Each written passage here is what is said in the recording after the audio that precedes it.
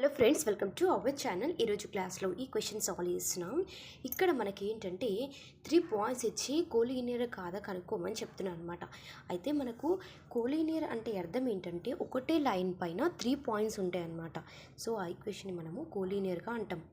అయితే మనకు ఈక్వేషన్ ఎలా ప్రూవ్ అవుతుందంటే మనము ఎలా ప్రూవ్ చేసామంటే LHS = RHS సేమ్గా వస్తే అప్పుడు ఇచ్చిన పాయింట్స్ అనేవి కోలీనియర్ అని మనం ప్రూవ్ చేసినట్టు. ఓకేనా, లేట్ చేయకుండా క్వశ్చన్ని సాల్వ్ చేద్దాం.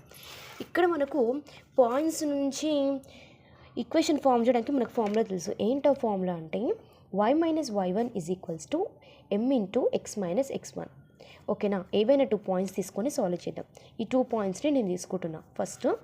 అయితే ముందు m అనుకోవాలి కదా, m అనుకుందాం. y2 - y1 / x2 - x1. ఓకేనా, ఇది x1 y1, ఇది x2 y2.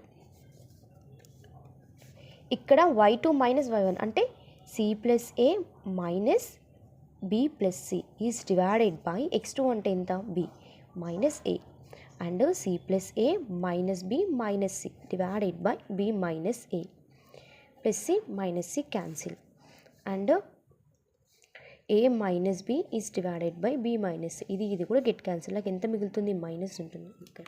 ఓకేనా, ఇది రివర్స్లో ఉంది. a - b b - c కాబట్టి -1 మిగులుతుంది. ఓకేనా, అంటే నాకు ఎంత వచ్చింది? m = -1. ఇప్పుడు వచ్చిన వాల్యూస్ని ఇందులో సబ్స్టిట్యూట్ చేద్దాం. y - y1 అంటే ఎంత? ఇది b + c. m అంటే -1. x - x1 అంటే a -x + a y - b - c. ఈ వాల్యూస్ని ఇక్కడ సార్ తీసుకొస్తే నాకు ఎంత అవుతుంది? -y +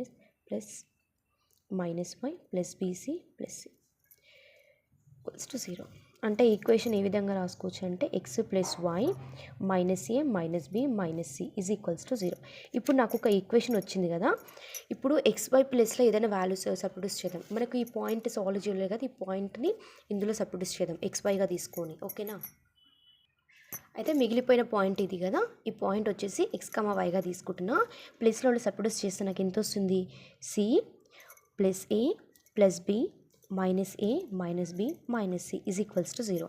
plus a - c plus b - b plus c - c అంటే నాకు = 0. LHS = RHS అంటే ఇచ్చిన పాయింట్స్ అనేవి కోలీనియర్ ప్రూవ్ చేసినట్టు. ఓకేనా, thank you friends. Subscribe my channel please.